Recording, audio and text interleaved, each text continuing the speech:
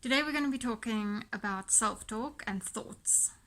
And this one means a lot to me. I believe that this is one of the biggest changes in my life that has helped me over and over and over again. Every single time I get myself into a position where I'm down or got a lot of challenges or facing, a real uphill battle of whatever kind, it's helped me repeatedly. So I hope it really helps you too.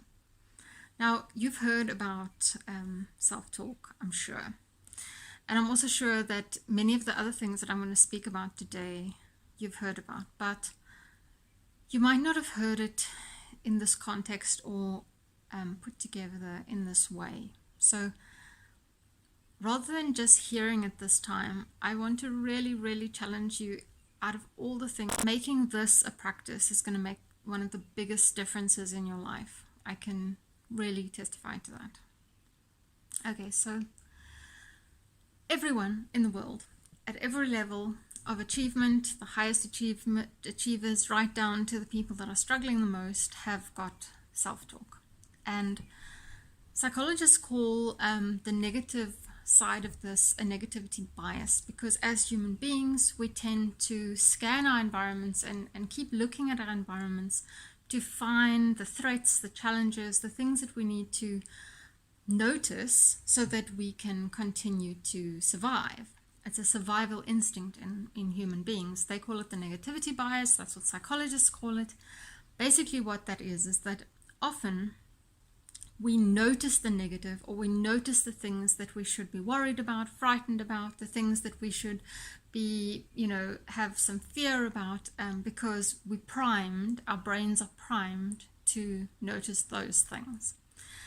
And Brené Brown talks about that these things that we notice become stories we tell ourselves. And basically those are just things that go round and round our brain that we, tend to repeat to ourselves. It's those things that come back and back in our heads and always pop up as one of the things that sort of gets in our way and isn't supportive of us.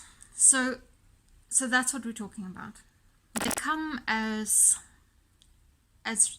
patterns, thought patterns in our head. And the important thing is to actually catch these thought patterns. In other words, notice that you're having these particular thoughts. And then to speak back to your own thoughts. Now that sounds all very, very, very simple, but in reality, in practice, what that means is that we have to start noticing and thinking about what we're thinking about. Okay, that line, thinking about what you're thinking about, is something that Joyce Meyer has also used a lot in a lot of the things that she's spoken and written about. So how do we deal with that? Because it's all very well catching those thoughts and maybe even replacing them with a positive thought. But the thing is, you've heard that before. I'm sure you've heard that before in your life. So what's the trick here? And the trick is actually really simple. The trick is that when you catch those thoughts and you replace them, you need to replace them with a truth that you completely believe. That's it. That is the big secret. Okay. Now, why? Why do you need to do this? Why can't you just tell yourself some positive affirmations? Why can't you just pick some affirmations that sound the best and, tell yourself those? Why won't that work? And the reason is simply that our brains notice the lies that we tell them. If we're telling our brain a lie that we ourselves don't believe in, in our core, that we don't believe in, then our brain rejects it. And then instead of having a positive influence, it can actually have a very demotivating, frustrating, stressful influence on our lives. So if I stand in front of the mirror and every single day I say, I'm a millionaire, I'm a millionaire, I'm a millionaire, that sounds like a good affirmation. It sounds like something that I should tell myself. But the thing is, I'm not a millionaire.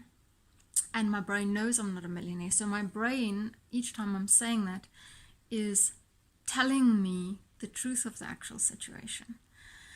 And that creates the stress. So a slightly better spin on that would be telling myself, looking in the mirror and telling myself, I believe I can become a millionaire. I believe I can become a millionaire.